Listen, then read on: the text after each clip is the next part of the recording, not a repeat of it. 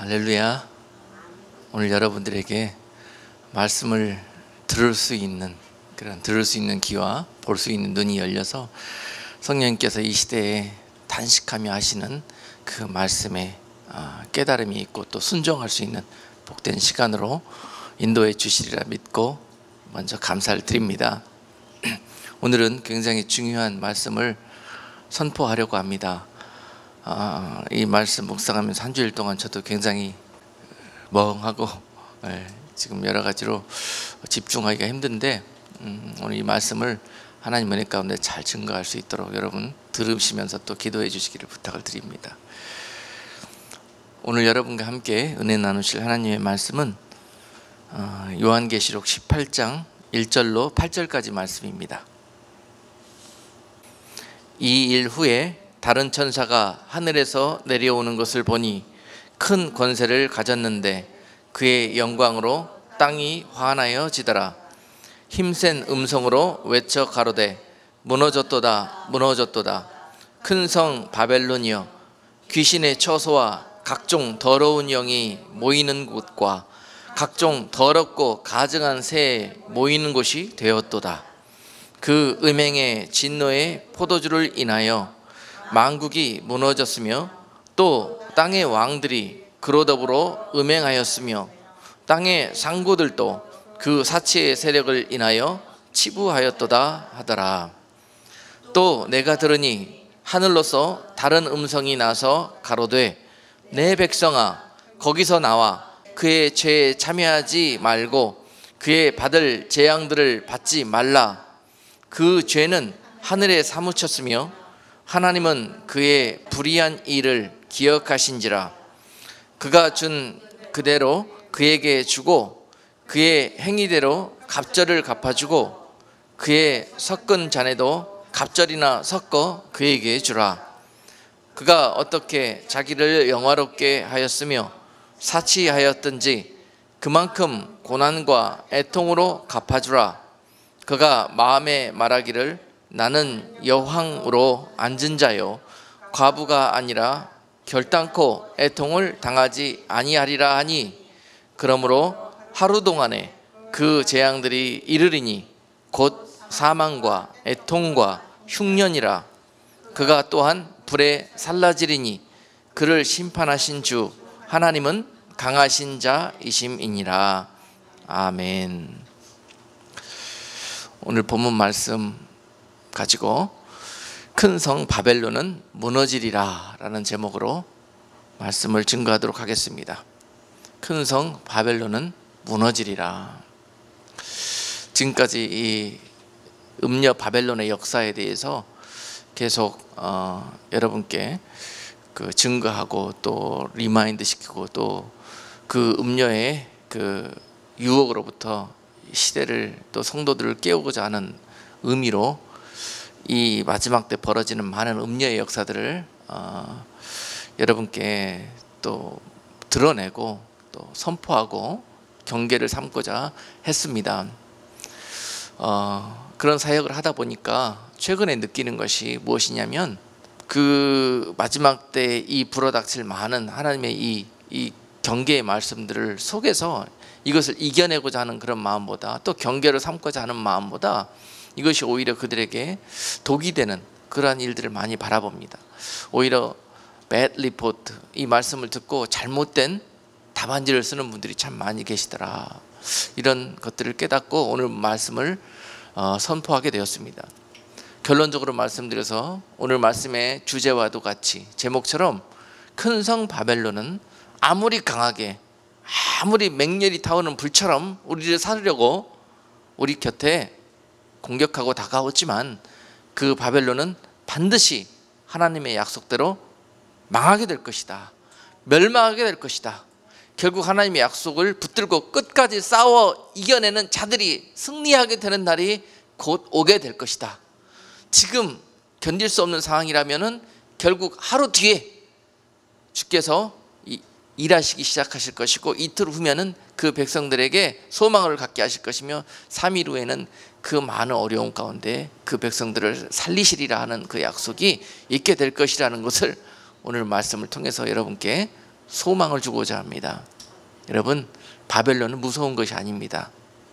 바벨론은 여러분들이 능히 피하고 이겨내야 될 대상입니다. 바벨론이 아무리 강한다 할지라도 그게 하나님의 약속 위에 설 수 없습니다. 여러분, 현실에 눈에 벌어지는 상황만 바라보게 된다면 우리는 하나님의 약속을 잃어버리게 돼요. 그리고 상황 속에 묻혀서 결국은 그들이 원하는 대로 패망하게 된다는 사실입니다. 결코 두려워할 일이 없습니다. 아멘. 예. 오늘 그것이 여러분께 증거할 말씀의 제목입니다. 주제입니다. 그리고 왜 두려워할 것이 없는가? 그리고 하나님은 이 우리가 두렵게 느껴지는 말세지만에 벌어지는 모든 일들 가운데 도모하시고자 하는 일들이 무엇인가? 왜 이런 일들을 허락하고 계시는 것인가를 오늘 말씀을 통해서 깨달으신다면 결코 이것이 우리를 저주하시려고 두신 시간들이 아니라 우리를 축복하시기 위해서 두신 시간들이다라는 것을 깨닫게 되실 것입니다. 가나안 백성들이 광야 40년을 통과할 때 너무 힘들었고 이것이 우리 인생에 마치 저주와 같은 그런 기간으로 받아들여졌을지 모르지만은 그것이 영적으로 봤을 때는 그들에게 엄청난 축복의 길이었고, 그리고 그들이 감당해내야만 하나님의 약속 가운데 나아갈 수 있는 그런 시간들이었다는 것을 그들이 깨달을 수만 있었다면은 그 광야 40년을 아마도 찬송하며 하나님의 소망 가운데 춤추며 걸어갔을 것입니다.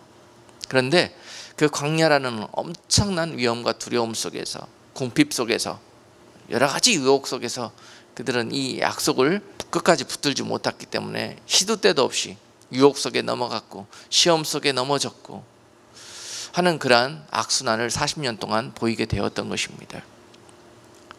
또한 하나님께서도 그 바벨론, 창세기 11장에 나오는 그 바벨론, 그것을 영원히 그 순간 무너뜨려 버리고 그 불씨를 꺼뜨려 버릴 수도 있었겠지만 하나님께서 그 바벨론이 때가 되어서 다시 그 불씨가 살아나 세상을 삼키도록, 하나님의 나라를 삼키도록 허락하셨고, 또한 마지막 때에도 그 일들을 허락하셨단 말입니다. 그러면 하나님께서 왜 그 일들을 허락하셨는가? 이것이 마치 이스라엘 백성들에게 광야 40년과 같은 그런 의미를 가지고 있습니다. 이런 바벨론의 역사, 원수 마귀의 하나님의 백성들을 공격하며 삼키려는 역사, 광야와 같은 인생 가운데서 우리가 겪으면서 이것들을 이겨내고 극복하고 하나님의 약속의 땅 가나안에 들어가는 그러한 훈련의 장, 그러한 우리의 믿음의 증거를 삼고자 하는 검증을 받는 그러한 시간들이라는 사실입니다.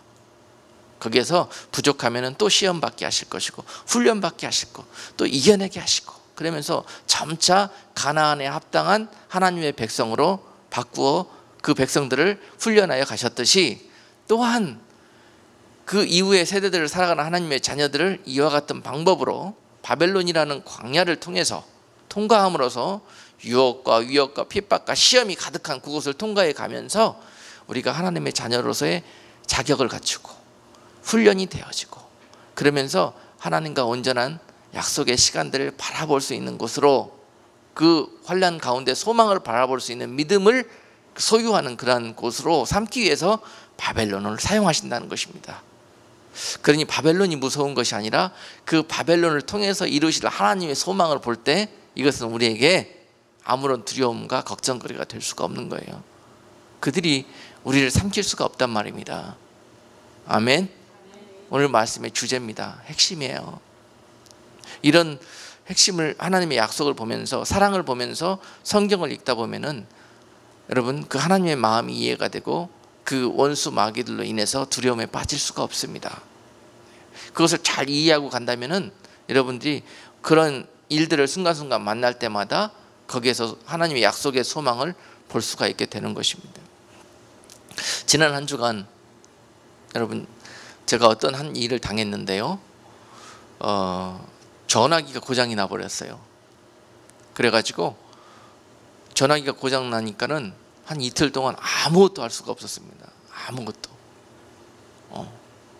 갑자기 전원이 나가버리고 아무리 켜려고 노력을 해도 이게 다시 켜지지가 않는 거예요. 그리고 난 다음에 뭔가 조치를 취해야 되는데 이미 전화기 속에 내 모든 정보가 다 들어있고, 또 하다못해 내 가족들한테 전화하는데 전화번호가 생각이 안 나더라고요.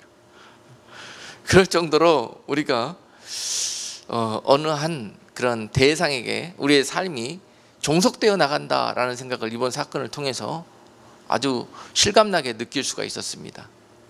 제가 그렇게 가르치고 있었는데요, 사실 제가 그 일을 당하고 나니까 그것이 무척 우리 삶 속에 깊이 침투해 있다는 것을 깨닫게 되었습니다.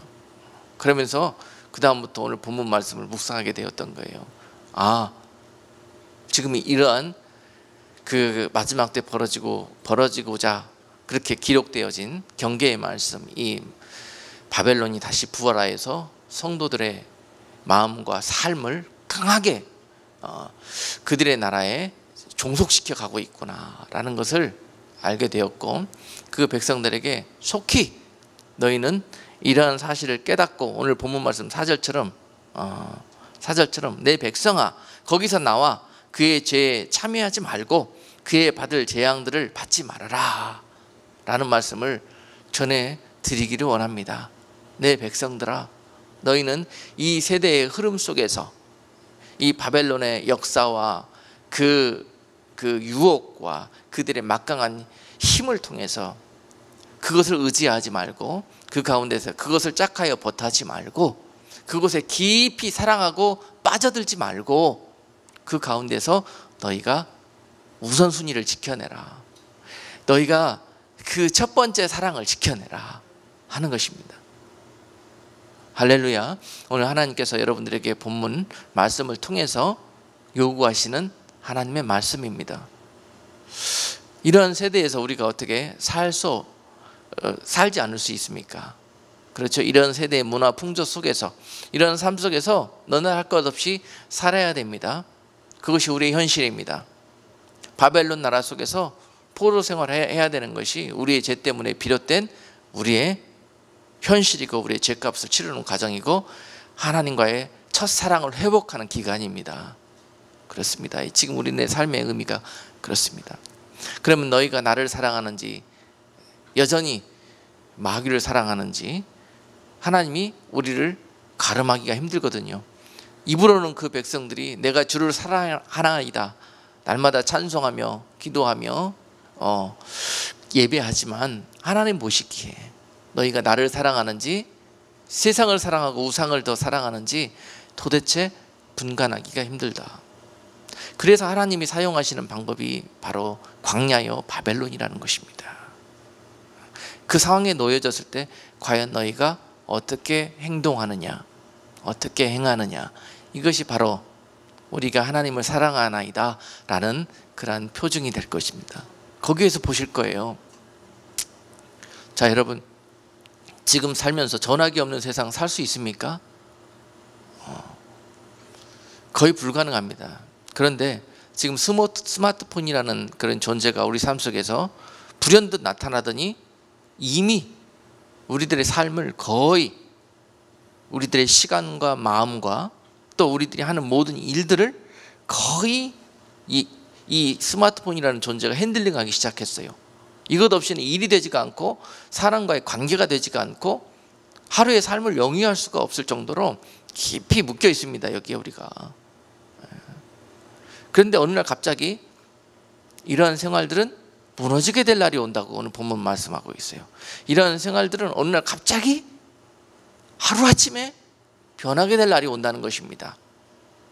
자, 원수막에 그 바벨론의 그 공격은 그렇습니다. 모두 그 계계 속으로 끌어들일 것입니다. 유혹을 쓰든지 그들을 시험하든지 또는 핍박하든지 또는 회유화시키든지, 하여튼 뭐 하든지 어떤 방법을 통해서도 그들이 놓은 덫 안으로 그 백성들을 끌어들일 거예요. 다 끌어들인다. 지금 온 세상에 거의 스마트폰 없는 사람들이 찾기 힘들 정도로 이미 제가 작년 신문 보도를 보니까는 그 판매 대수가 지금 세계 인구가 70억인데 거의 그 수십억 대가 1년에 팔린다고 그럽니다. 예. 그러니 이게 지금 세상을 장악해 나가는 그런 정도가 얼마나 강하게 지금 번져나가고 있습니까? 그렇죠? 그렇게 맹렬히, 그렇게 이 마귀의 계기는 우리에게 다가오게 될 것입니다. 그렇게 다가오게 되어 있습니다. 그리고 우리를 삼켜갈 것이고 우리를 종속시켜 갈 것인데, 이 현실 속에서 나도 모르게 이것의 편의함과 이것의 쾌락과 이것의 유혹을 짝하게 돼 있다는 거예요. 받아들이게 되다 보면은 이것이 주는 놀라운 유익함 속에 내가 나도 모르게 그냥 완전히 홀딱 반해 있다는 거죠. 그래서 조금 지나다 보면은 이것 없이는 살 수 없는 세상이 와요. 상상하기가 힘들어요. 이것 없이는 불가해, 생활이 불가하고 앞으로 미래가 살기가 싫어져. 그렇죠? 그렇게 만들어 놓습니다, 마귀가. 그리고 난 다음에 이제 하나님과 마귀가 이제 이 일로 이제 우리를 보고 있습니다.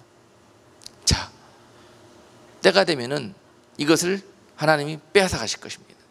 무너뜨리실 것입니다. 없애버리실 것입니다. 그리고 난 다음에 너희가 무엇을 찾느냐? 없어져 버린 그것 때문에 괴로워하고 그것을 다시 달라고 하나님께 원망하고 하나님을 거역하고 불평하고 그럴 것이냐?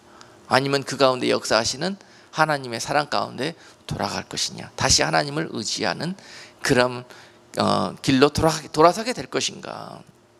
이런 것들을, 이런 사소한 그 스마트폰이라는 그런 사건을 통해서도 하나님은 보고 계시고, 또는 마귀가 우리를 이 일로 참수하고 있다는 사실입니다. 그래서 늘 깨어 있으라는 거예요. 이러한 마귀의 계계 속에 쉽게 나도 모르게 농락당하지 말고 깨어 있으라고, 분별하라. 이것 없이는 살기는 힘들지만은 이것에 빠져들지 말아라. 이것 없이는 살 수 없는 사람이 되지 말아라. 언제든지 하나님이 내려놓게 하시면은 내려놔 버려라. 그것을 추억하지도 말고 다시 가지려고 하지 말아라. 아멘. 그러다가 소돔이 멸망당할 때 뒤를 바라보다가 소금 기둥인 된 롯의 처의 신세가 될 것이라는 것입니다. 그것들을, 하나님을 사랑하지 않고 그것들을 맹렬히 사랑하다가 멸망했던 도성, 그 시리 소돔과 같이 멸망당하게 날이 올 텐데, 그들과 함께 멸망당하지 말고 내 백성들아, 내 백성들아, 거기서 나와서 그들의 죄에 참여하지 말고 그의 받을 재앙들을 받지 말아라 라고 말씀하시는 거예요. 아멘. 지금 목사님이 여러분께 뭐 스마트폰이고 뭐고 다 내팽개쳐 버리고 그냥 굴 속에서 혼자 살아라 이렇게 말씀하시는 것이 아니죠. 잘 말씀을 이해하시기를 바랍니다. 이것들은 어떤 방법으로든지 어떤 도구들을 통해서든지 우리의 마음을 홀딱 빼앗아가는 그러한 그 통로로서 여러분들에게 다가오는 것들이 있을 것입니다. 그렇죠? 오늘 본문에서 그런 것들을 통칭해서 그것이 바로 바벨론이라고 이야기하고 있습니다. 바벨론. 자, 여러분, 이스라엘 백성들이 왜 가나안에 들어가서 하나님이 그토록 경계시키면서 광야 40년 동안 훈련을 시키셔서 들여보냈는데, 그들이 가나안에 들어가서 속절없이 우상 숭배를 하게 되었고 속절없이 그들의 문화 풍조 속에 빠져들게 되었습니까? 그들이 미련하고 어리석어서 그랬습니까? 왜 그렇게 되었을까 한번 생각해 보셔요. 만약에 내가 가나안에 들어간 하나님의 백성들이었다면 당시에 나는 어땠을까? 라는 생각도 동시에 해보시기를 바랍니다. 자, 여러분이라면 어땠을까 한번 대입을 해보셔요. 그들이 가나안에 들어가 봤더니 그동안 그렇게 하나님 말씀으로 훈련되어지고 이제 하나님밖에 없는 백성으로, 하나님만 사랑하는 백성으로 이제 요단강을 건너 가나안에 들어왔습니다. 들어와서 이제 가나안 땅을 밟으면서 그들이 쭉 가나안을 경험해 보니까 그런 거예요. 가나안에 들어보니까 어떻습니까? 그들은 세상적으로 이것처럼 살기가 편하고 좋아 보이는 곳이 없었습니다. 육적으로 눈으로 봤을 때. 이미 그 가나안 땅은 이 바벨론 문화, 창세기 11장에서 시작된 이 바벨론 문화가 그대로 가나안 땅으로 흘러 들어와서 이미 바벨론 문화로 가득해 있었던 것입니다. 우상 숭배의 문화 또는 바벨론이 가지고 있던 세상적으로 세상 왕 원수 마귀가 세웠던 세상 왕국의 모습이 그대로 재현되어 있었던 거예요. 거기에. 그러니 좋아 보일 수밖에 없고 생전 구경해보지도 못한 그러한 최첨단 기술과 문화와 그런 모든 종류의 아름다운 것들이 거기에 있어요. 특별히 거기에 가보니까 여인들이 그렇게 아름다워요. 여인들이. 가나안에 입성한 그 이스라엘의 2세들이요. 결국은 모래먼지 투성이인 광야에서 그들이 본 여인들은 얼굴도 제대로 안 씻고 치장도 하지 않은 그러한 민낯의 여인들만 대하다가 가나안 성에 들어갔더니 거기에 있는 여인들은 어때요? 예쁘고 분냄새가 나고 입술에는 기름을 발랐고 잠언에서 그렇게 경계를 하지 않습니까? 가보니까 세상에 옆에 있는 자기 아내들은 눈에도 안 들어와요. 거기 있는 여인들 또 이방 여인들이 그렇게 아름답고 그렇게 향기가 나요. 홀딱 빠집니다. 거기에. 그걸 경험하는 순간 40년 훈련받고 하나님 말씀으로 무장해서 들어온 그들이 가나안 문화에 딱 들어와서 그것을 맛을 보는 순간 거기에 홀딱 빠져들고 그것을 사랑하고 그것을 숭배해 가기 시작합니다. 그러다 우상 숭배하게 된 거예요.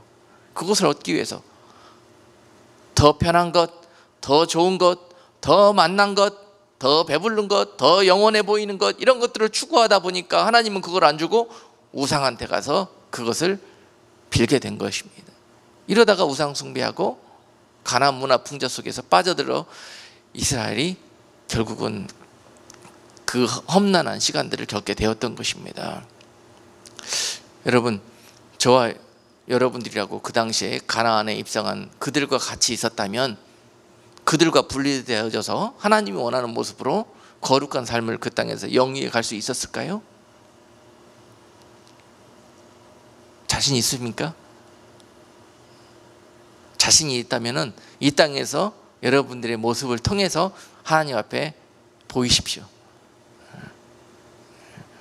하나님, 나도 가나안 땅에 들여져 보세요. 그러면 저도 그들과처럼 살지 않고 나는 하나님의 말씀을 지켜낼 수가 있습니다.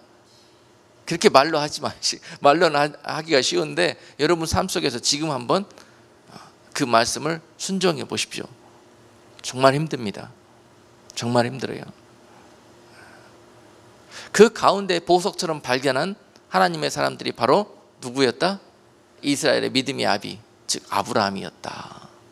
하나님께서 왜 아브라함을 그 믿음의 씨로 택하셨을까? 그런 문화 풍조, 그런 참기 힘든 욕망과 시험의 그런 테두리 안에서 비록 흔들거리고 쓰러질 것 같고 꺼질 것 같은 촛불과 같이 믿음을 지켜가던 사람들을 하나님이 눈여겨보신다는 것입니다. 그 과정에서 완벽해서 그를 보는 게 아니에요. 그 가운데서 꺼지지 않으려고 싸우는 그 모습을 하나님이 귀히 보신다니까요. 그 가운데서도 끝까지 그들의 포로가 되지 않기 위해서 이기려고 노력하는 모습, 능력을 얻고 때로는 넘어지기도 하고 때로는 실패하기도 하지만 그래도 포기하지 않고 항복하지 않고 그들에게 끝까지 하나님의 자녀로서의 그 약속과 신분을 지켜가는 자들을 보고 계신다는 거예요. 할렐루야. 마찬가지로 이 시대도 그것을 완벽하게 지켜내기란 너무 힘듭니다. 그러나 그거에 투항하지 말라는 거예요. 우선순위가 바뀌지 말라는 거예요. 하나님이 그 성을 무너뜨릴 때 그 성을 더 이상 바라보지 않고 하나님께로 속하여질 수 있는 자가 되어라는 것입니다. 할렐루야. 오늘 주시는 말씀의 핵심입니다. 여러분, 이 바벨론의 의미가 무엇일까? 하나님은 에덴 동산 이후로 죄범한 인간들이 하나님과 멀어지면서 하나님과 사이에서 존재하고 있는 그 갭 속으로 누가 들어왔냐면요, 원수 마귀가 바로 하나님과 나와의 사이로 들어오게 되는 거예요. 그 죄의 갭 속으로, 틈바구니 속으로 바로 원수마귀가 들어옵니다. 원수마귀가. 창세기 3장 이후로 그 일들이 벌어지게 되었고, 그 하나님과 멀어져서 하나님을 등지고 동으로 달려가던 그들에게, 그들 눈에 보여진 것은 바로 원수마귀가 틈속으로 들어와서 그들의 나라를 보여줍니다. 시날평지라는 아주 아름다워 보이는 땅을 보여주지요. 그리고 그곳에서 그들에게, 원수마귀에게 마음을 내어놓게 합니다. 자, 시날 땅에 존재하고 있는 우상에게, 그 땅에 존재하고 있는 문화를 보게 하고, 그들이 하나님을 등지고 하나님으로부터 멀리 달아나왔으니까 그것을 보고 어떻게 했더라? 이것이 바로 하나님의 나라더라. 이것이 바로 에덴과 같고, 바로 여기 이 땅을 통치하는 그 신이 바로 하나님이라고 그들이 생각하는 거죠. 이 정도, 이 신을 믿으면은 우리를 쫓아낸 하나님, 에덴 동산에 우리를 버린 하나님을 대적해서 우리가 멸망당하지 않고 살아남을 수 있을 것 같다는 그런 생각이 거기서 들었던 거예요. 자, 이해가 되십니까? 여러분, 이 세상 살아갈 때도 그렇잖아요. 이 세상 살면서 또 여러분들이 믿음을 갖게 된 날이 있었다면 그날 이후로부터 또한 시험을 당하게 돼서 하나님과 멀어지게 된다면 원수마귀는 여러분들을 이와 같이 유린해 갈 것입니다. 하나님과 멀어진 양, 이 분리되어져서 혼자 헤매이고 있는 이 양, 그 양에게 세상에 아름다워 보이고 하나님처럼 능력 있어 보이는 존재들을 보여줄 것입니다. 마치 축복해 주는 것처럼 그를 유혹하고 마음을 빼앗아 갈 것입니다. 그러고 나서 그것을 섬기게 하고 거기에 속하게 만들 것이라는 거죠.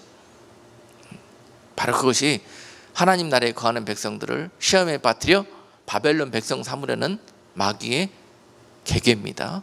마귀가 가장 창세기부터 지금까지 계시록 시대까지 쓰고 있는 방법입니다. 자, 여러분, 지금 시대에도 그런 일들이 우리 가운데 그와 같이 그때처럼 벌어지게 됐다. 지금도 우리는 우리의 삶과 마음속에 얼마든지 그 바벨론 성을 쌓으면서 바벨론의 백성이 되고자 하는 그런 유혹 가운데 놓여져 있다라는 사실입니다. 그 옛날 이야기가 아니에요. 지금 그것은 지금도 계속 벌어지고 있는 영적 싸움입니다. 그 싸움은 내가 하나님 나라의 백성이 될 것인가, 아니면 바벨론 나라의 백성이 될 것인가, 그 싸움이 계속 벌어지고 있다는 사실입니다. 그래서 그 창세기 11장에서 세워진 그 바벨론 나라, 하나님을 거역해서 세워진 그 나라, 그 나라의 속성을 보니까 어떻습니까? 그 나라는 창세기 11장 1절로 4절 말씀 보니까 온 땅에 구음이 하나요 언어가 하나이었더라.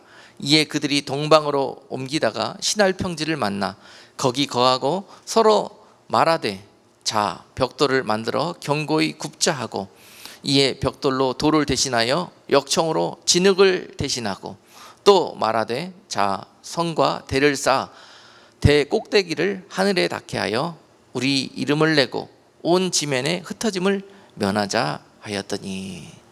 자, 바벨론 땅에서 그들이 가지고 있었던 생각이 바로 이것이었습니다. 자, 그들에게 이 생각을 넣어준 것이 바로 원수 마귀였고, 자, 이렇게 하면은 그들은 하나님께 더 이상 간섭받지 않고 하나님의 그러한 징계로부터 우리가 항상 자유로울 것이다라는 결론을 얻게 됐죠. 그런 마음을 먹으니까 그들에게 원수 마귀는 어떻게 합니까? 그들이 가졌던 마음대로 할 수 있도록 세상 임금 원수 마귀는 능력을 줍니다. 능력을. 그래서 그들이 어떤 능력을 받아요? 남들이 갖지 못한 특수한 신기술을 갖게 됩니다. 신기술을 발명하게 되죠. 그것이 뭐였냐면은 당시에 남들이 상상지도 못하는 방법으로 벽돌을 만들고 거기에 풍성이 있는 진흙과 그 갈대를 섞어서, 지불을 섞어서 구워가지고 벽돌을 만들 수 있는 기술을 개발합니다. 그리고 역청이라는 본드를 사용해서 그 벽돌을 강하게 연합시켜 가면서 건물을 지어 오를 수 있는 그런 신기술을 그들이 갖게 되죠. 이 기술을 갖게 해준 것이 누구다? 원수 마귀죠. 그리고 그것을 갖는 순간에 그들이 어떤 생각이 든다? 참 미련하고 한심한 인간들은 그럴 때 바로 자신감과 함께 교만이 찾아오죠. 야, 이 정도 기술이면 우리가 이제 더 이상 하나님 필요 없다. 아니, 우리가 하나님을 대적해서 하나님만큼 더 높은 담을 쌓을 수도 있겠구나 라는 생각이 바로 드는 겁니다. 그게 현대 인간들의 마음하고 거의 똑같지 않습니까? 우리가 저 우주를 개발하기 시작하고 우주의 달까지 또는 다른 행성들까지 날아갈 수 있는 기술이 생기다 보니까 이제는 하나님이 지구를 멸망시키더라도 우리는 다른 행성에서 가서 살면 되지, 이사 가면 되지 그런 생각이 드는 게 사람들의 마음이라는 거예요. 똑같은 생각입니다. 당시의 바벨론 시대와. 자, 그런 기술들을 갖게 한 게 누구다? 하나님이 이 세상을 축복하셔서 라기보다는 원수 마귀가 우리에게 이 바벨론에서 역사했던 방법대로 지금 시대를 살아가는 우리들에게 바벨론 성을 쌓도록 이렇게 능력을 주는 것입니다. 이런 기술들을 주는 거예요. 그래서 어떻게 하자? 하나님을 더 멀리하고 하나님을 대적할 수 있도록 그렇게 유혹해 나간다는 것입니다. 여러분, 반드시 그 바벨론은 어떻게 된다? 멸망당하게 되고 무너지게 될 것이라는 것이 오늘 주시는 메시지입니다. 그 바벨론은 영원할 것 같고 하나님을 능가하는 그러한 세상을 만들어 갈 것 같지만, 여러분, 이 세상에 사는 시간은 어느 누구 하나 할 것 없이 우리들의 생명을 연장해서 하나님이 정한 시간 이상보다 살 수 있는 사람 아무도 없습니다. 생명공학 기술이 발달되어 가면서 우리는 얼마든지 우리네 수명을 우리 마음대로 조정할 수 있다고 생각해요. 제가 최근에 읽고 있는 책이 제4차 산업혁명이라는 그런 책을 좀 잠깐 보고 있습니다.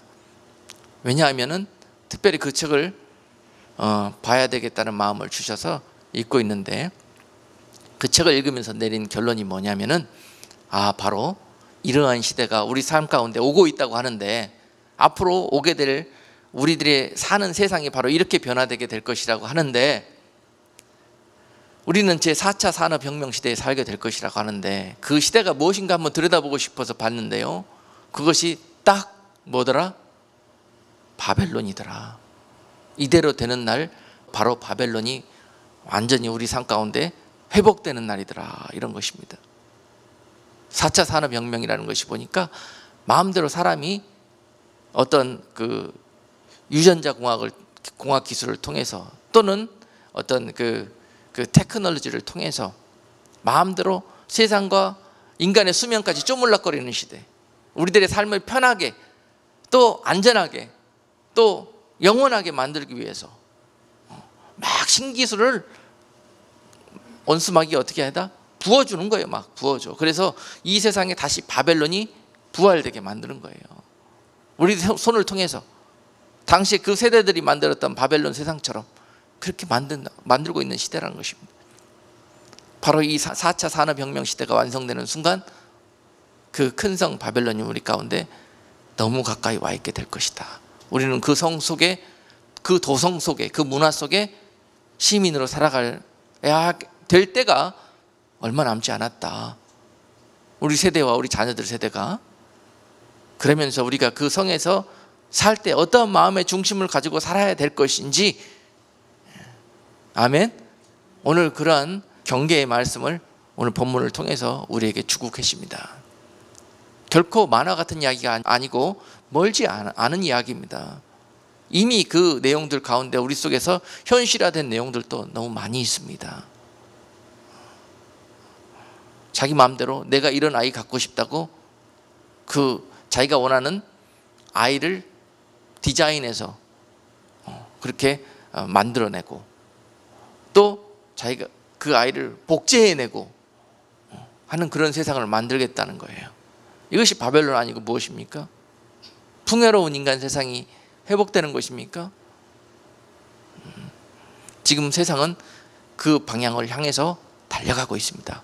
우리가 이런 면에서 이러한 바벨론 문화와 바벨론에 달려가고 있는 방향과 그 함께 달려가면서 우리는 어떤 마음을 가지고 이 시간과 공간 속에서 움직여야 될 것인가, 늘 깨어서 기도하는 저와 여러분 되어야 할 것입니다. 그리고 분별해낼 수 있는, 그리고 그 마음을 빼앗기지 않고 유혹당하고 미혹당하지 않은 그러한 중심을 갖게 해달라고, 지금부터 말씀과 주님을 향한 사랑으로 무장하는 그런 훈련을 해나가야 될 것입니다. 40년 동안 훈련한 그들도 그 순간이 닥쳤을 때 헷갈하겠습니다. 그렇죠? 그 훈련이 얼마나 강한 농도로 우리 가운데 있어야 될, 그 문화 풍조에 빠져들지 않을 것인지 아시겠죠? 대충 감을 잡으셔야 합니다. 가나안에서 벌어질 이스라엘 백성들의 모습을 보면서 감을 잡으셔야 합니다. 앞으로 많은 사람들의 마음을, 그래서 바벨론을 음녀라고 그러잖아요. 음녀. 홀딱 빼앗아가 버릴 거예요. 홀딱. 너 없으면 못 살겠다. 하나님 없으면 살아도 너 없이는 못 살겠다. 너 손에서 놓고는 못 살겠다. 너 없는 세상은 상상하기도 힘들다. 사람들의 마음을 그와 같이 만들어 버릴 거라는 것입니다. 그래서 하나님이 그것을 허락한 거예요. 그 백성들에게. 또한 이 세대와 마지막 세대들에게 더 강렬하게 왕성하게 바벨론이 역사하도록 허락해 놓은 거예요. 무엇을 확증하시기 위해서? 무엇을 확증하시기 위해서? 너희 속에 있는 나를 향한 그 사랑을, 하나님이 그 농도를 보고 싶으신 거예요. 체크해보고 싶은 거예요.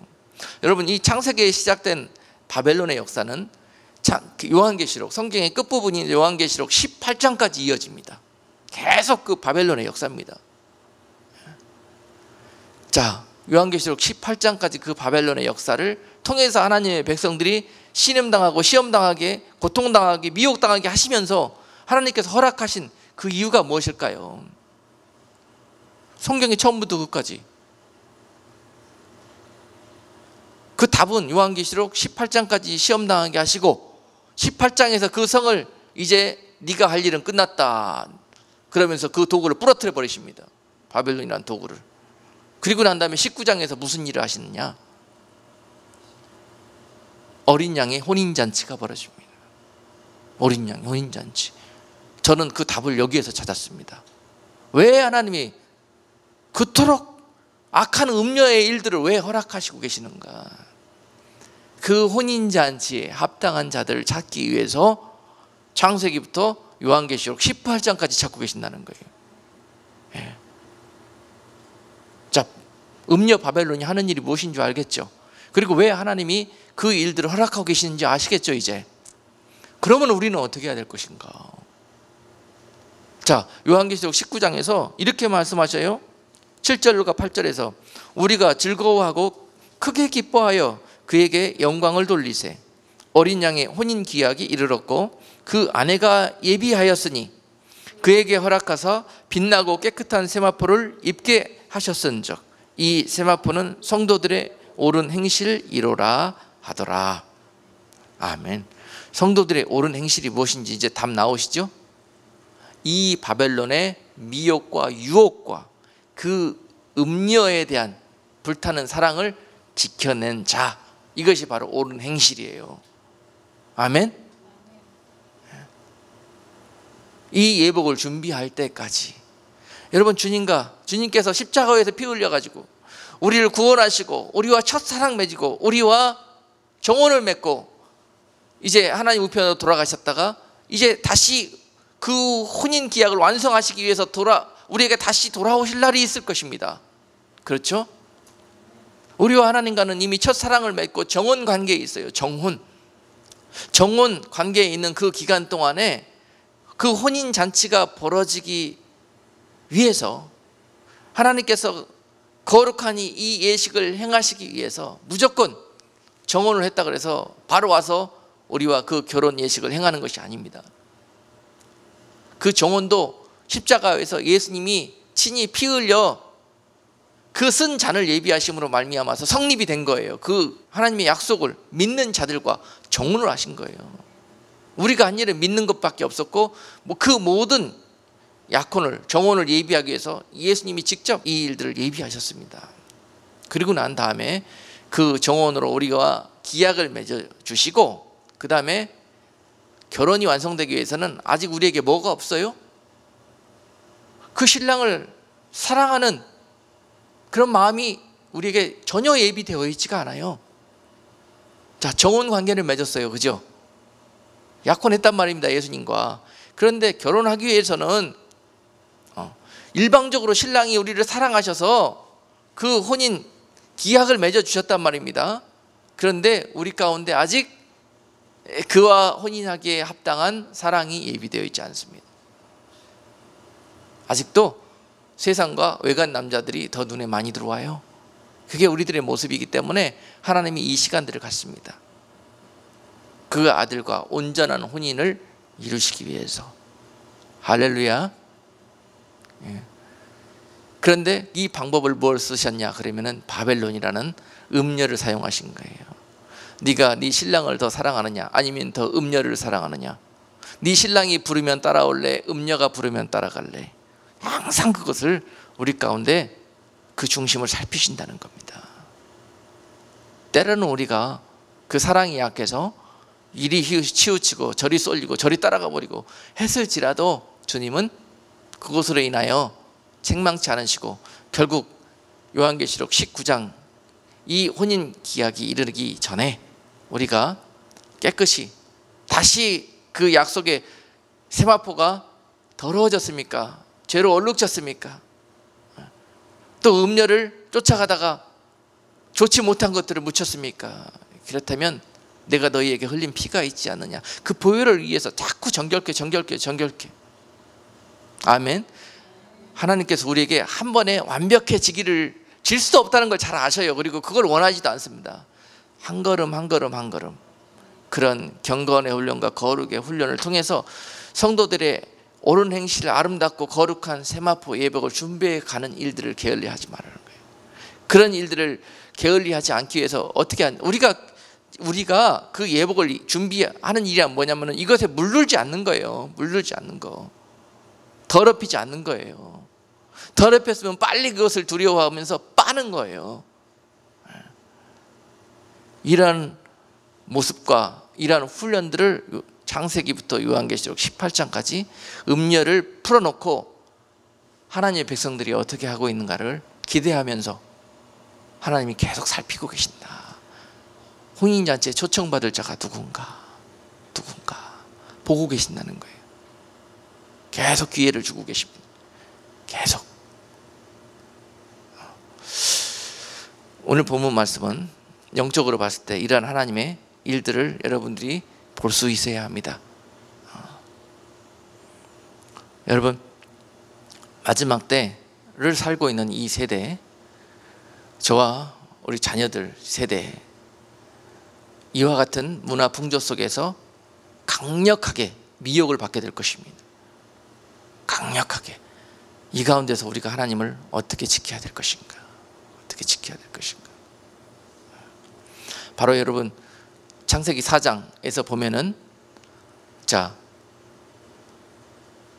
아벨과 가인의 이야기가 나오고 하나님께서 가인이 범죄함으로 말미암아 가인을 바로 죽이셨어야 했어요. 죄의 삭은 사망이기 때문에. 그런데 애매한 아벨을 죽여버리십니다. 그리고 가인은 살려놔요. 그리고 두려움에 빠져서 남들이 죄 가운데 있는 나를 죽일까 봐, 심판당할까 봐 두려워하고 있는 가인에게 가인의 표를 주면서 살려보내십니다. 그리고 그들의 후손을 잘 되게 하십니다. 이해가 안 되는 대목이에요. 이해가 안 되는 대목인데 이 맥락에서 하나님이 하신 일들을 어림잡아 조금 짐작해 볼 수가 있습니다. 가인의 표가 무엇일까? 가인의 표가 표의 이야기가 나오는데 창세기 4장에서 나오고 요한계시록에서 나오죠. 짐승의 표. 이렇게 연관지어서 생각해 볼 수가 있습니다. 가인의 표를 받은 자들, 그리고 가인의 후손들을 통해서 또한 하나님이 어떻게 하셨는가.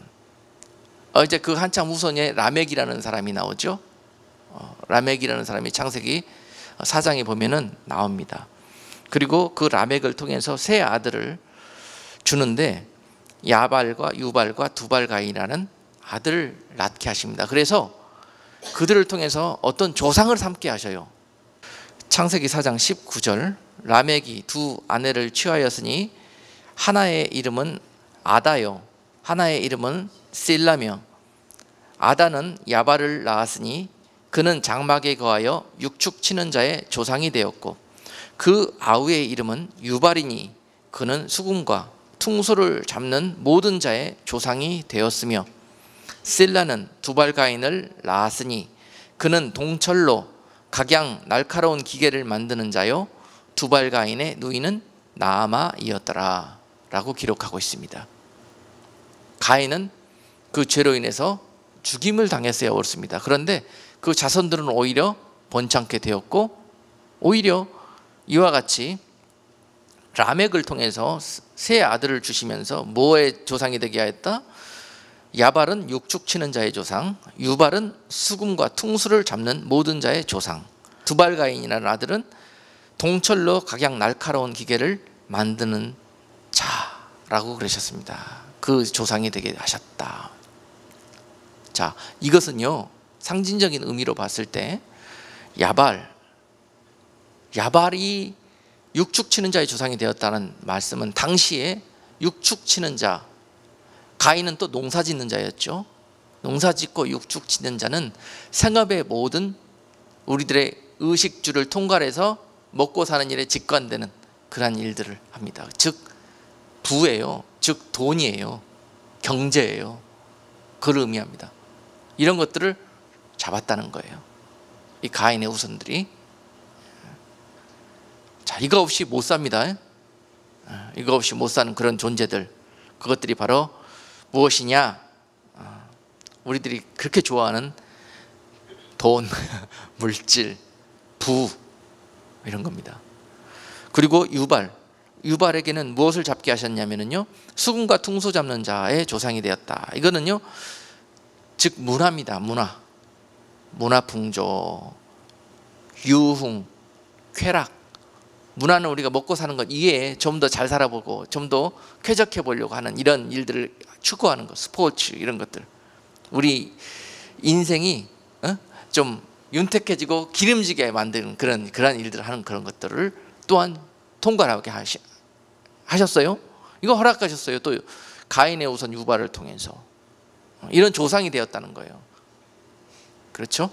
핸들링 한다는 겁니다. 앞으로 이런 일들을 가인의 계열들이 이와 같이 먹고 사는 그러한 부와 또는 그 먹고 사는 일 이외의 각종의 우리를 다스리는 문화 풍조까지 다스리는 고난을 이때 받았다는 거예요. 그리고 또한 두발가인은 동철로 각양 날카로운 기계를 만드는 자의 조상이 되었다. 자, 당시의 사람들은 깨닫지도 못했던 신기술을 바벨론에서 벽돌 만드는 기술을 그들이 터득하면서 세계를 제패했죠. 자, 그 이후로 또 무슨 기술로 제패했느냐? 남들은 다 흙 갖고 돌 갖고 놀고 있을 때 그들은 동과 철을 만지는 기술을 배웠다고 그랬어요. 앞서가잖아요. 동과 철을 가지고 날카로운 뭘 만들었더라? 기계를 만들었더라. 농사를 지어도 이 기계로 지으면 남들보다 더 많이 거둘 것이요. 무기를 만들어도 이 무기를 만들면 남들은 돌 가지고 나와서 싸우는데 동과 철로 싸우니 이거는 싸움이 안 됩니다. 그렇죠? 세계의 모든 것들을 제패했다는 소리입니다. 이 소리가 가인의 후손들을 통해서. 이것이 바로 바벨론입니다. 그들이 그 능력을 받아가지고 바벨론 제국을 이루어 나가요. 그러다가 하나님께서 창세기 11장에 바벨론을 무너뜨리시니까 그들이 이 기술로 세상의 마음을 미혹하고 그들 세력을 규합해서 나중에 무엇으로 다시 부활합니까? 다니엘 시대 때 강력한 나라 바벨론으로 부활하지 않습니까? 다 없어져 버리고 이 무리들은 사라져 버린 것 같은데 그들은 강력한 무기와 강력한 부와 경제력과 파워를 가지고 그들은 다시 바벨론이 부활되었습니다. 그리고 세상을 정복하고 점령해 나가기 시작했죠. 많은 사람들은, 많은 나라들이 이 바벨론에게 굴복하고 그것을 받아들였습니다.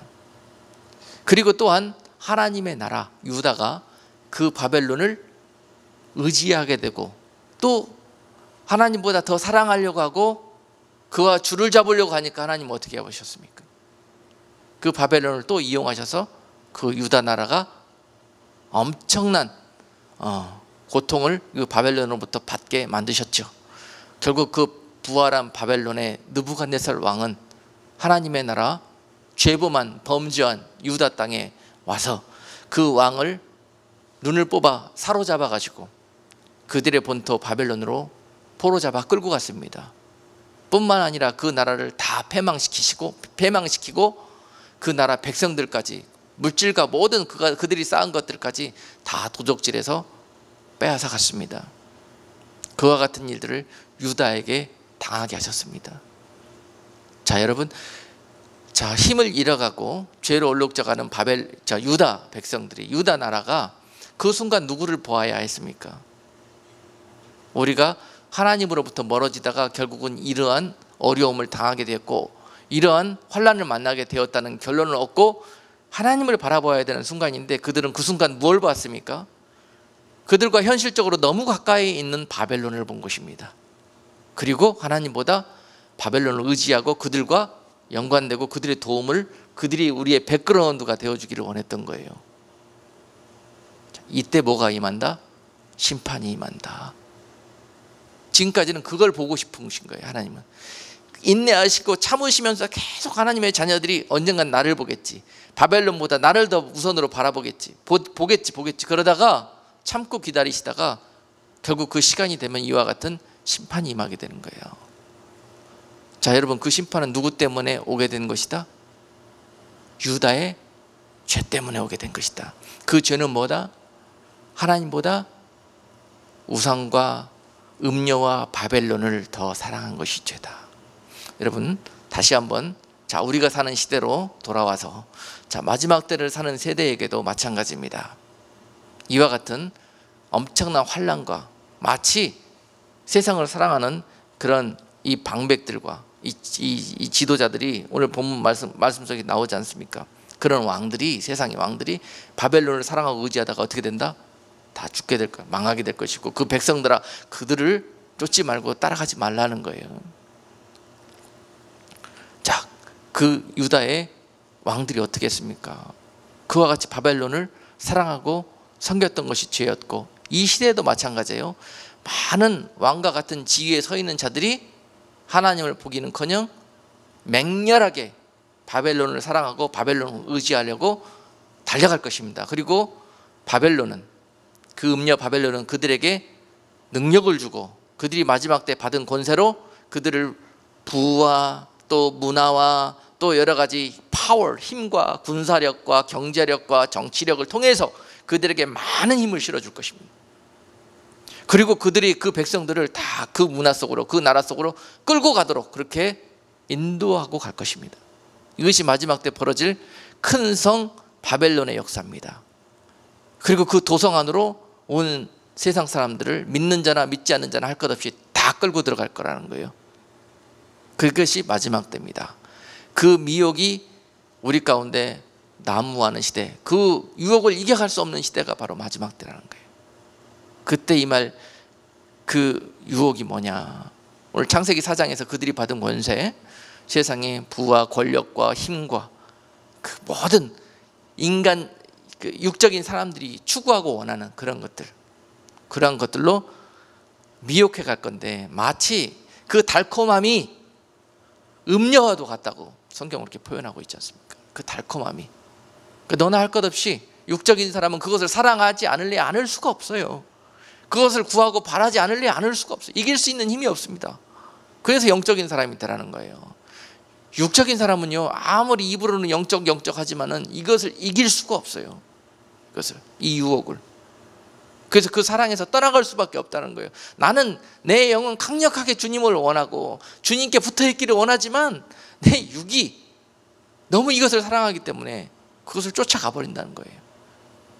그 나라 백성이 되기를 원한다는 거예요. 이런 해프닝이 마지막 때에 우리 가운데 벌어지게 될 것이다.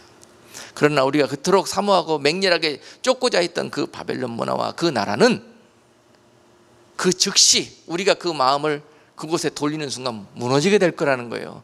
영원히 우리들을 지켜주지도 못하고 행복하게 해주지도 못하고 우리를 미혹하고 꼬셔놓고는 바로 우리를 망하게 만드는 길로 빠뜨려버리게 된다는 사실입니다. 그 음료의 순간적인 달콤함에 빠져들어갔다는 정말 엄청난 큰일과 낭패를 겪게 될 것이라. 솔로몬도 이것을 깨닫고 그 음료를 조심하라고 그 후손들에게 그렇게 경계를 삼았는데 자신이 제일 앞장서서 빨려 들어갔잖아요. 그와 같이 이게 엄청난 마약과 같은 그런 흡입력이 있다는 사실입니다. 솔로몬도 이겨내지 못했어요. 얼마나 우리가 강력하게 이와 같은 모습으로 준비되고 훈련돼야 될 것인지. 자, 여러분, 마지막으로 그 답을 주시는데요. 시험 문제를 주셨으면 답도 주실 거 아닙니까? 하나님의 말씀은. 자, 이렇게 맹렬하게 그 세대를 유혹하고 창세로부터 지금까지 역사한 그 바벨론을 이길 수 있는 방법, 이겼던 인물들도 있습니다. 할렐루야. 누가 있습니까? 다니엘서에 보면은 그 답이 있습니다. 다니엘서에. 다니엘과 그 친구들이 썼던 답안지가 바로 우리가 써야 될 답안지인 줄로 믿습니다. 자, 그 음녀는 이제 그 백성들을 포로 삼아가지고 데려갔습니다. 바빌론 나라로 끌고 갔죠. 믿음 있다는 사람들 다 잡아갔습니다. 그리고 그 유혹 가운데 놓이게 하는 거예요. 처음에 그 믿음의 백성들을 자기 나라 백성 삼기 위해서 어떤 방법으로 다가옵니까? 다니엘서 1장은 왕의 진미로 다가옵니다. 왕의 진미. 자, 이것은 뭡니까? 세상의 부귀영화, 명예, 이거죠. 여러분, 왕과 함께 밥 먹는 사람이 되었다 그러면은 그 정도 되면은 이런 위치가 주어지는 거 아니겠습니까? 이런 것들을 줄 테니 나에게 절하라. 이제 나의 백성이 되고 내 나라 사람으로 이름 바꿔라. 그런 거예요. 첫 번째 다가오는 유혹입니다. 여러분, 그 바벨론이 얼마나 악랄한 놈들인지 예수님께도 같은 방법으로 접근했던 놈들이에요. 예수님께도 육을 입고 세상에 오시니까 하나님의 아들에게도 가서 그와 같은 방법으로 미혹했죠. 떡이로 미혹하고, 두 번째로 마태복음 4장에 보니까 세상의 모든 부귀영화 권세를 보여주면서 나에게 절하면 내가 이거 다 줄게, 예수님한테 그렇게 미혹합니다. 그리고 세 번째, 하나님의 약속을 가지고 하나님을 시험케 만들죠. 하나님을 조롱하게 하나님의 사람들로부터 그렇게 만들어 버립니다. 그러나 예수님은 그 바벨론 원수마귀의 유혹을 말씀으로 물리치시는 것이 마태복음 4장에서 나옵니다. 이것이 또한 그 유혹을 이겨내고 바벨론으로 귀화하지 않는 답이 될 것입니다. 하나님의 말씀을 보십시오.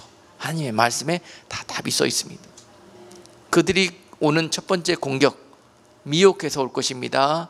왕의 진미를 먹게 해주면서 세상 부귀영화 잘되게, 마치 부자되게 축복받게 해준 것처럼 그렇게 해주면서 이제 하나님의 이름을 잊어버리고 그렇게 해준 자기들만 기억하게 만드는 거예요.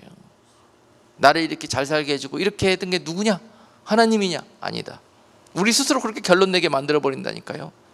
그러면서 그 우상을 이후로 숭배하게 만든다. 그런 유혹이 찾아올 때 여러분 어떻게 답하실 것입니까? 아멘.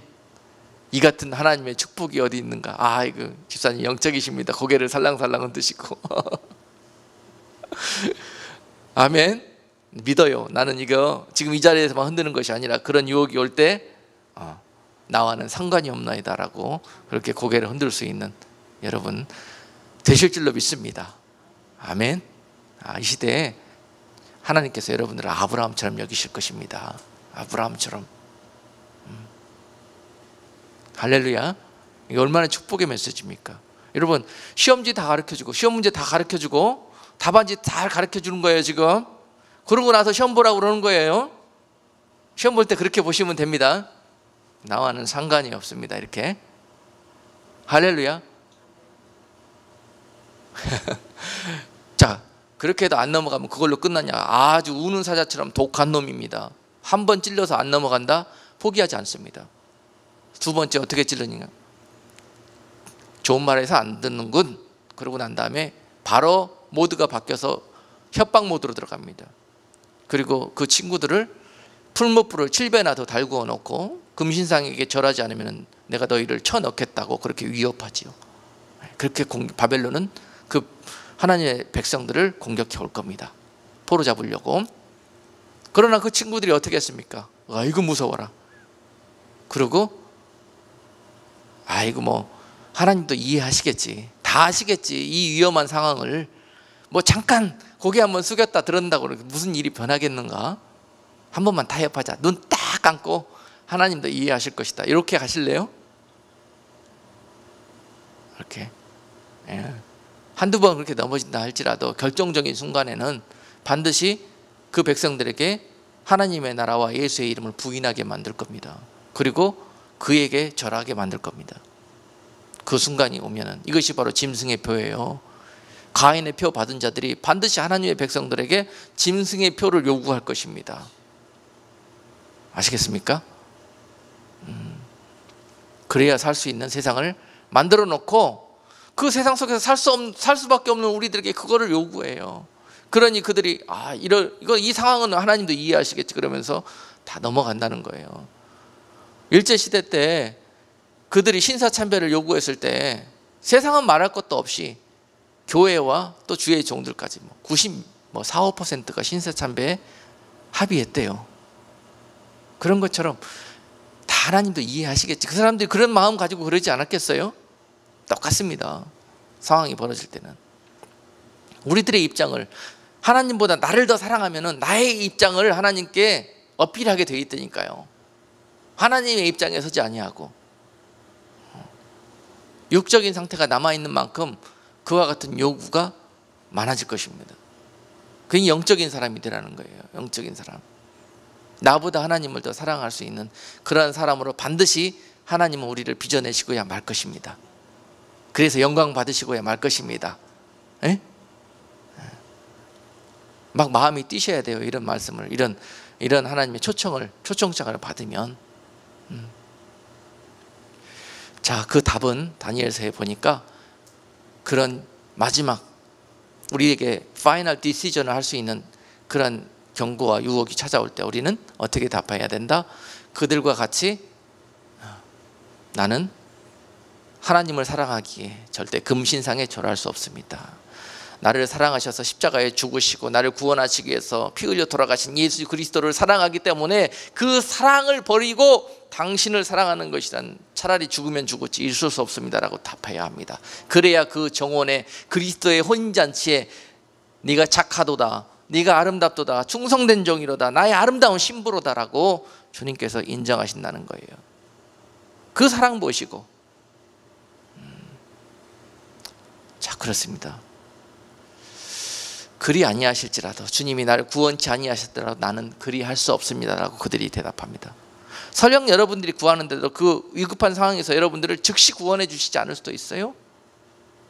그렇지만 그리 아니하실지라도 나는 죽으면 죽었지 그렇게는 못합니다라고 대답할 수 있는 배짱, 믿음의 담력이 우리 가운데 광야의 우리네 인생 속에서 결실의 열매를 맺어야 될 줄로 믿습니다. 여기까지 훈련하는 거예요. 여기까지. 그리고 그렇게 고백하는 자들에게 다니엘서에 보면은 마지막에 다니엘을 통해서 오는 협박이 뭐였냐면은 어떻게 합니까? 하나님을 끝까지 네가 하나님을 그래도 섬길래 아니면은 변절할래, 이것을 놓고 다가오죠. 왕의 조서에 사인을 해가지고 이제 왕위에 어느 누구에게도 절하거나 월십을 하면은 왕이 사자굴에 그를 쳐넣기를 원하나이다. 그리고 왕을 미혹해가지고 그들이 조서를 만듭니다. 그리고 난 다음에 이 조서는 다니엘을 트릭에 빠뜨리기 위한 일이었죠. 다니엘이 시대가 어떻게 바뀌든 세상이 어떻게 변하든 하루 새변 예루살렘의 성전에 계신 하나님을 향해서 기도하고 예배하는 그런 다니엘을 트릭에 빠뜨리고 죽이기 위해서 이 모함을 짠 거죠. 그런데 다니엘은 그 조서가 자기를 죽이기 위해서 된 것인 것을 미리 다 알고 있었습니다. 그러나 여기에서 네가 하나님을 두려워하느냐, 그 모함의 주인공들인 세상 임금을 더 두려워하느냐가 나타나게 된다는 거예요. 죽으면 죽어도, 그들이 나를 사자굴에 쳐 넣어도 나는 하나님을 섬기는 일을 중단할 수 없습니다. 라고 마지막에 고백할 수 있어야 된다는 거예요. 여기까지 마지막 세대들을 몰고 갈 것이란 것입니다. 이것이 바로 짐승의 표입니다. 그런데 그 짐승의 표가 우리에게 드리워질 때 다니엘과 그 친구들이 답했던 이 세 가지 답이 우리의 답안지가 되어질 때 바벨론은 우리에게 더 이상 역사할 수 있는 힘이 없다. 그리고 그들은 결국 이 믿음의 그 답안지 앞에서 무너질 수밖에 없다. 왜? 하나님께서 그들을 도구 삼아서 우리에게 확인하고자 하는 모든 일들을 확인하셨기 때문에 더 이상 그들이 존재할 의미가 없다. 그래서 그 즉시 그 다음날 그 믿음의 답안지와 함께 아름다운 하나님의 사람들을 찾으신 동시에 하나님은 그 악한 도구들을 멸하실 것이다 라는 것입니다.